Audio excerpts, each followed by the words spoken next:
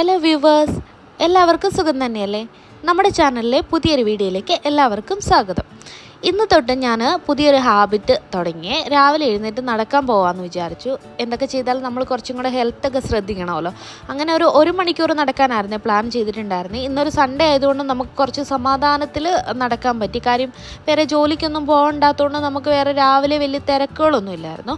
പിന്നെ 5 മണി സമയത്താണ് നമ്മൾ പോയത്. ആ സമയത്ത് റോഡിലും അങ്ങനെ വളരെയധികം തിരക്കൊന്നും ഇല്ലായിരുന്നു. നടക്കാൻ പോകുന്നൊക്കെ കുറേ പേരൊക്കെ ഉണ്ടായിരുന്നു. അത് രാവിലെ ഉണർന്നാൽ ഇങ്ങനെ പല ഗുണങ്ങളും ഉണ്ട്. നല്ലൊരു വ്യൂ അല്ലേ? അത് നോക്കി ഞങ്ങൾ കുറേ നേരം നിന്ന്. സൂര്യനൊക്കെ ഇങ്ങനെ ഉദിച്ചു വരുന്ന ഒരു കാഴ്ചയാണ് ഇത്. നമ്മുടെ വീടിൻ്റെ തൊട്ടടുത്തുള്ളൊരു വിഷ്ണു ക്ഷേത്രമാണ്. അവിടുന്ന് ഉള്ളൊരു വ്യൂ ആണ് ഇപ്പം നേരത്തെ നമ്മൾ കണ്ടത്.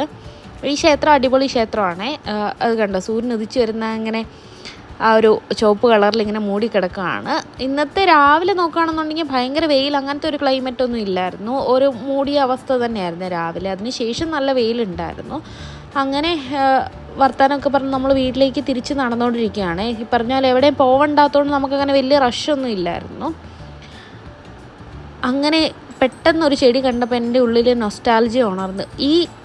ഈ ചെടിക്ക് നിങ്ങളുടെ നാട്ടിൽ എന്താ പേര് പറയുന്നത്? ഞങ്ങൾ ഇടുക്കിക്കാർ ഇതിനെ കയ്പങ്കാടെന്നാണ് പറയുന്നത്. അതിൻ്റെ ലീഫ് കണ്ട ഇലയ്ക്കൊക്കെ നല്ല കയ്പുള്ളതുകൊണ്ട് അതിനങ്ങനെ പറയുന്നത്. ഇത് കാണാൻ നല്ല ഭംഗിയില്ല, സൂര്യകാന്തി പോലെ നിൽക്കും. പക്ഷേ അതിൻ്റെ ഇലയിലൊക്കെ തൊട്ട് കഴിഞ്ഞിട്ടുണ്ടെങ്കിൽ നല്ല കയ്പാണേ.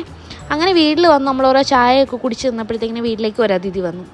ഒരു അണ്ണാനാണേ. അണ്ണാൻ വന്ന് കുറേ നേരം മുറ്റത്തോടെയൊക്കെ ഇങ്ങനെ ഇരുന്ന് കുറേ നേരം അതിനെ നോക്കിയിരുന്നു. ഇടുക്കിയിലൊക്കെ ആണെന്നുണ്ടെങ്കിൽ ഇതൊക്കെ ഒരു സ്ഥിരം കാഴ്ചയാണല്ലോ, ഇടുക്കിക്കാർക്ക് അറിയാമായിരിക്കുമല്ലോ അല്ലേ?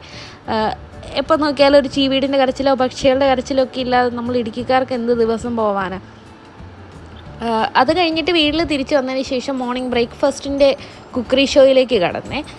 ഇന്ന് രാവിലെ ഉണ്ടാക്കാൻ വിചാരിച്ചത് മുട്ടക്കറിയും ചപ്പാത്തിയായിരുന്നു. അങ്ങനെ ഒരടുപ്പിൽ മുട്ടക്കറിക്കുള്ള സവാള വഴറ്റുന്നു, മുട്ട വേഗം വെച്ചിട്ടുണ്ട്. അതേപോലെ തന്നെ ചപ്പാത്തിയും ഉണ്ടാക്കി. അങ്ങനെ നമ്മുടെ മുട്ടക്കറിയൊക്കെ റെഡി ആയിട്ടുണ്ട്. അതിനുശേഷം ഉച്ചക്കത്തേക്കുള്ള ചോറ് വെക്കുകയാണ്. ചോറ് കുക്കറിലാണ് വെക്കുന്നത്. പിന്നെ ഈ പയറിന് നിങ്ങളുടെ അവിടെ എന്താ പേര് പറയുന്നത്? ഇടുക്കിയിൽ ഇതിന് അച്ചിങ്ങ പയറെന്നാണ് പറയുന്നത്. നല്ല നീളമുള്ള പയറില്ലേ, അത് തോരൻ വെക്കാമെന്ന് വിചാരിച്ച് അതരിഞ്ഞ് അതിൻ്റെ തോരനൊക്കെ റെഡിയാക്കിയിട്ടുണ്ട്.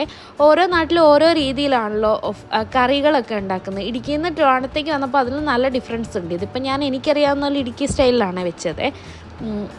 അങ്ങനെ തോരനൊക്കെ റെഡിയാക്കി. അതിനുശേഷം ഞാൻ കുറച്ച് റീസെൻ്റ്ലി ഞാൻ ഒരു ഇൻസ്റ്റഗ്രാം റീലിൽ കണ്ടതാണ്, ജീരകവെള്ളം കുടിച്ചിട്ടുണ്ടെങ്കിൽ വയറൊന്ന് ശുദ്ധീകരിക്കാൻ പറ്റുന്നുള്ളത്.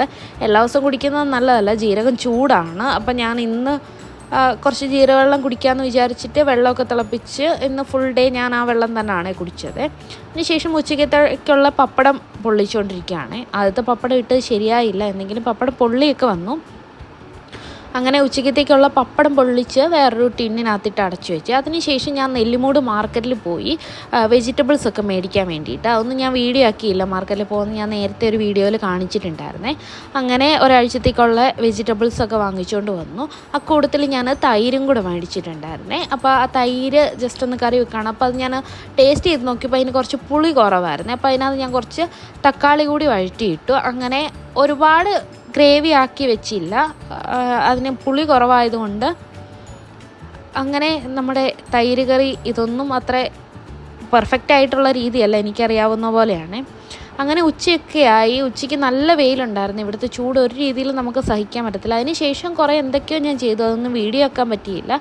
പിന്നെ ചിയാ സീഡ്സ് മേടിച്ചിട്ടുണ്ടായിരുന്നേ. അപ്പോൾ അതിൻ്റെ വെള്ളം ഞാൻ ഇങ്ങനെ കലക്കി വെച്ചിട്ടുണ്ട്. ഇതിനകത്ത് നാരങ്ങാനീരാണ് പിന്നെ പിഴിഞ്ഞൊഴിച്ചേക്കുന്നത്. തേനുണ്ടെങ്കിൽ അതും കൂടി ചേർക്കുന്നത് നല്ലതാണ്. പിന്നെ ഫ്ലിപ്കാർട്ടിൽ നിന്നൊരു ടോപ്പ് ഞാൻ വാങ്ങിച്ചിട്ടുണ്ടായിരുന്നു. ആ കൊറിയർ വന്നിട്ടുണ്ടായിരുന്നേ.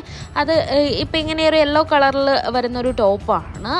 അത്യാവശ്യം നല്ല ക്വാളിറ്റിയാണ്. ഇതിന് ഏകദേശം ഒരു 250 രൂപ താഴെ ആയിട്ടുള്ളേ. ഡ്രസ്സ് അങ്ങനത്തെ സാധനങ്ങളൊക്കെ കൂടുതലും എനിക്ക് ഓൺലൈൻ പർച്ചേസ് ചെയ്യുമ്പോഴത്തേന് അത്യാവശ്യം അഫോർഡബിൾ ആയിട്ട് തോന്നാറുണ്ട്. അതായത് ഇങ്ങനത്തെ ഒരു ടോപ്പ് നമുക്ക് എന്തായാലും കടയിൽ പോയി വാങ്ങുമ്പോഴത്തേക്കിനും അത്യാവശ്യം ഒരു 500 രൂപയ്ക്ക് മുകളിലാവേ. ക്വാളിറ്റി വൈസ് നോക്കുകയാണെന്നുണ്ടെങ്കിൽ ഇത് അടിപൊളിയാണ്. അതായത് വേറെ നമുക്ക് കുറ്റമായിട്ടൊന്നും പറയാനായിട്ടില്ല. കളറിൻ്റെ കാര്യത്തിൽ മാത്രം എനിക്കൊരു കൺഫ്യൂഷൻ, അതായത് ഓർഡർ ചെയ്ത കളർ തന്നെയാണ് വന്നത്, ഇട്ട് നോക്കിയപ്പോൾ ചേരുമോ എന്നുള്ളൊരു കൺഫ്യൂഷനാണ്. അതേ ഉള്ളൂ. പ്രോഡക്റ്റിൻ്റെ ക്വാളിറ്റി വൈസ് ഒക്കെ അടിപൊളിയാണ്.